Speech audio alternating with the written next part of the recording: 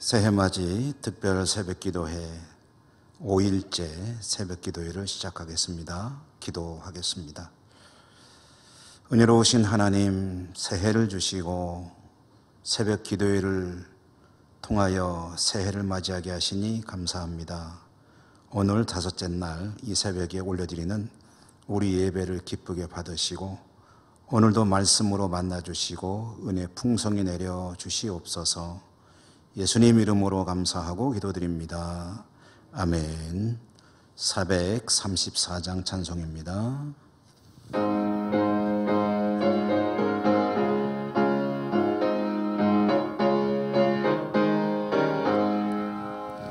귀하신 친구 내게 계시니 나 주 안에 늘 기쁘다.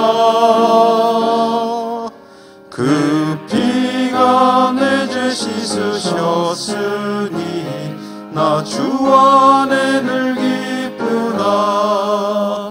나 주 안에 늘 기쁘다. 나 주 안에 늘 기쁘다. 주 나와 늘 동행하시니 나 주 안에 늘 기쁘다. 주 내 짐 대신 지시었으니 나 주 안에 늘 기쁘다. 그 생명 버려 나를 구하니 나 주 안에 늘 기쁘다. 나 주 안에 늘 기쁘다. 나 주 안에 늘 기쁘다. 주 나와 늘 동행하시니 나 주 안에 늘 기쁘다. 주 은총 매일 내게 더하니 나 주 안에 늘 기쁘다. 그 악한 죄악에서 지키니 나 주 안에 늘 기쁘다. 나 주 안에 늘 기쁘다. 나 주 안에 늘 기쁘다. 주 나와 늘 동행하시니 나 주 안에 늘 기쁘다. 오늘 주시는 하나님 말씀 봉독하겠습니다. 구약성경 여호수아 3장 5절과 6절입니다. 제가 봉독하겠습니다. 여호수아가 또 백성에게 이르되 너희는 자신을 성결하게 하라. 여호와께서 내일 너희 가운데 기이한 일들을 행하시리라. 여호수아가 또 제사장들에게 말하여 이르되 언약궤를 메고 백성에 앞서 건너라 하매 곧 언약궤를 메고 백성에 앞서 나아가니라. 아멘. 오늘 특별 새벽기도의 5일째 요단강 건너기라는 제목으로 잠시 말씀을 나누고 그리고 기도하도록 하겠습니다. 이스라엘 백성이 이제 가나안으로 진입할 시점에 제일 먼저 해야 될 일은 요단강을 건너는 일입니다. 우리 성도님들 이 새벽에 쭉 전해드리는 말씀을 통해서 어느 정도 느끼셨겠지만 이집트를 나와서 광야를 지나고 가나안 땅에 들어가는 것을 주제로 해서 금년도 새벽기도의 말씀을 정했습니다. 광야를 지난 것 같은 그런 지난해 그리고 금년 힘든 상황 가운데 있겠지만 우리가 또 승리해야 되기 때문에 이 말씀을 통해서 함께 은혜를 나누는 건데요. 요단강을 건너야 되는 이런 과제 앞에 서게 된 이스라엘 백성들. 근데 때마침 참 때가 안 좋았습니다. 왜냐하면 요단강을 건너야 이제 가나안 땅으로 들어가는 것인데 요단강의 수위가 최고조에 달해 있을 때였습니다. 이스라엘의 어떤 계절적인 상황으로 보면 이때는 우기, 이제 비가 오지 않는 건기와 비가 오는 우기로 이스라엘의 기후는 나눠지게 되는데요. 이때가 이스라엘의 건기가 아닌 우기, 그것도 우기가 거의 끝나갈 즈음이었습니다. 우리식으로 말하면 장마철이 끝날 때쯤이었다. 그러니까 이 말은 무슨 뜻이냐면 이제 와야 될 비가 다 왔을 때다. 하늘에서 내려오는 물은 거의 다 내려왔을 때다. 그러니 땅에 물이 가장 많을 때, 강물은 가장 불어있을 때다 하는 그런 이야기죠. 이스라엘 백성이 요단강을 건너야 가나안 땅으로 들어갈 수 있겠는데 생각해야 될 일이 한두 가지가 아닙니다. 자, 이 요단강을 어떻게 건너나? 도대체 어떻게 건너야 할까? 배를 만들어야 되나? 배를 만든다면 몇 척이나 만들어야 되나? 다리를 놓아야 되나? 아니면 다 곤란하니까 수위가 좀 줄어들 때까지 앉아서 기다려야 되나? 이런저런 그런 복잡한 생각들이 들 수 있었을 텐데요. 그런데 하나님은 여호수아를 통해서 아주 쉽게 말씀하셨습니다. 요단강을 건너야 되는 이스라엘 백성들에게 말씀하시기를, 자, 제사장들이 언약궤를 메고 앞장서서 가라. 그리고 백성들은 그 뒤를 따라가라. 그렇게 건너가라. 참 쉽게 말씀하시죠. 제가 이 말씀을 묵상하다 보니 이제 장성했지만 어린 시절에 제 아들이 저에게 했던 그 이야기가 기억이 났습니다. 어느 날 꼬마였던 제 아들이 저한테 이런 질문을 했습니다. 아빠, 냉장고에 코끼리를 넣는 법을 아세요?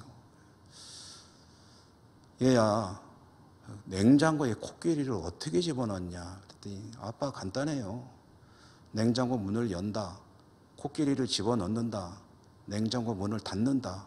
끝. 그렇게 이야기를 하는 거예요. 제가 어안이 벙벙했죠. 갑자기 이 이야기가 생각이 난 이유가 뭘까요? 그거와 아주 비슷한 이야기입니다. 물이 가장 불어난 시기에 요단강을 200만 이스라엘 백성들이 건너가야 하는데 어떻게 해야 하느냐? 배를 만들어야 하느냐? 도대체 몇십 척, 몇백 척을 만들어야 되느냐? 다리를 놓아야 되느냐? 다리를 어느 정도, 어느 규모로 놓아야 이스라엘 백성들 200만 명이나 되는 인파가 무사히 건널 수 있느냐? 도대체 어떻게 되느냐? 인간의 생각이 복잡해지는 그런 시기인데 하나님은 아주 단순하게 말씀하십니다. 그냥 제사장이 앞장서서 가. 그리고 백성들은 그 뒤를 따라가. 그래 건너가. 라고 말씀을 하십니다. 여러분, 이것이 사람의 말이라면 장난하냐고 야단 맞을 겁니다. 그러나 누구의 말입니까? 하나님의 말씀입니다. 하나님은 허투루 말씀하시는 분이 아니시죠. 하나님은 시건치 않으신다고 했습니다. 그렇다면 어떻습니까? 예, 그렇습니다. 그냥 그대로 하면 됩니다. 하나님의 말씀이기 때문에 하나님의 말씀이므로 그대로 따르면 되는 겁니다. 홍해를 가르셨던 하나님께서 또 한 번 물을 가르십니다. 이번에는 요단강입니다. 홍해에 비할 바는 아니지만 그래도 물이 가장 많이 흐르는 때이기 때문에 쉽지 않은 요단강 도하 작전. 그 요단강을 가르고 하나님은 이스라엘 백성들이 가나안에 진입하게 하십니다. 중요한 것은, 오늘 말씀 가운데 정말 중요한 것은 이스라엘 백성이 그대로 하고 있다는 사실입니다. 하나님이 그렇게 말씀하시니까, 여호수아를 통해서 그렇게 명하시니까 이스라엘 백성은 제사장들이 앞장서고 백성들이 그 뒤를 따라서 그 요단강 건너갑니다. 그런데 건너갈 수 있었습니다. 이것이 중요합니다.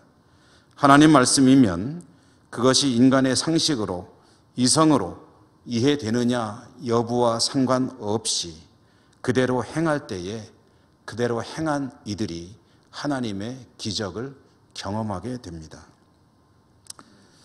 저도 그렇습니다. 우리들이 너무 똑똑합니다.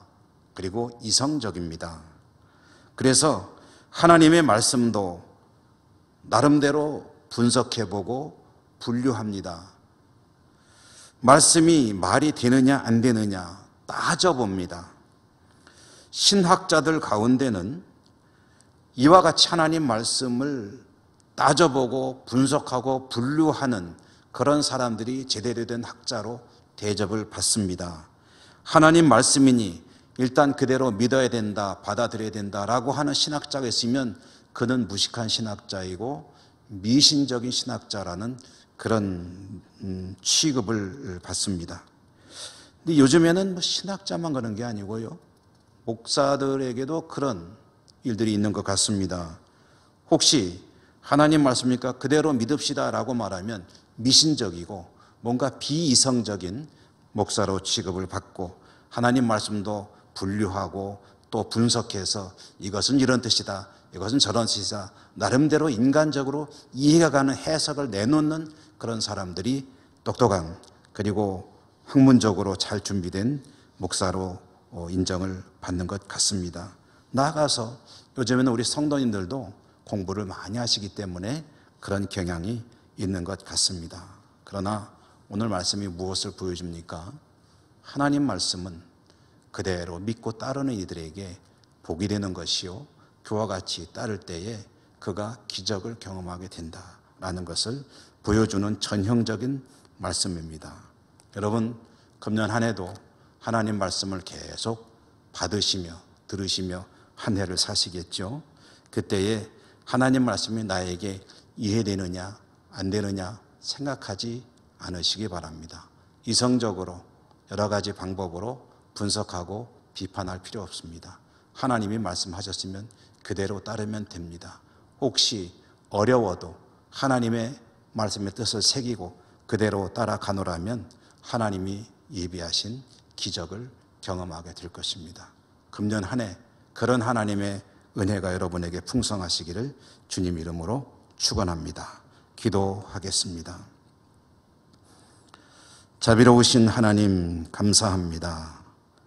하나님께서는 다 준비하시고 말씀하시는데 우리는 하나님의 말씀을 내가 이해가 안 된다 하여 그대로 믿고 따르지 못할 때가 많습니다. 하나님의 기적은 경험하고 싶어 하면서 말씀대로 순종하지는 못할 때가 많습니다. 하나님, 저희들의 연약함을 불쌍히 여기시고 용서해 주옵소서. 오직 말씀의 뿌리를 내리고 말씀에 따라 사는 믿음의 삶이 금년에 이루어질 수 있도록 축복하여 주시옵소서. 세상을 이기는 믿음의 소유자로 살 수 있게 하여 주시옵소서. 예수님 이름으로 감사하고 기도드립니다. 아멘. 주기도 같이 하시겠습니다. 하늘에 계신 우리 아버지, 아버지의 이름을 거룩하게 하시며 아버지의 나라가 오게 하시며 아버지의 뜻이 하늘에서와 같이 땅에서도 이루어지게 하소서.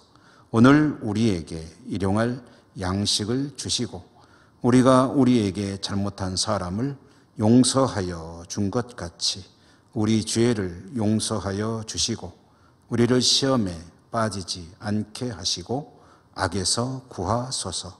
나라와 권능과 영광이 영원히 아버지의 것입니다. 아멘. 자, 이제 여러분, 오늘도 우리가 함께 기도하는 기도 제목과 각자의 기도 제목을 가지고 기도하십시다. 공동의 기도 제목 화면에 보시면 5가지로 정리가 되어 있죠.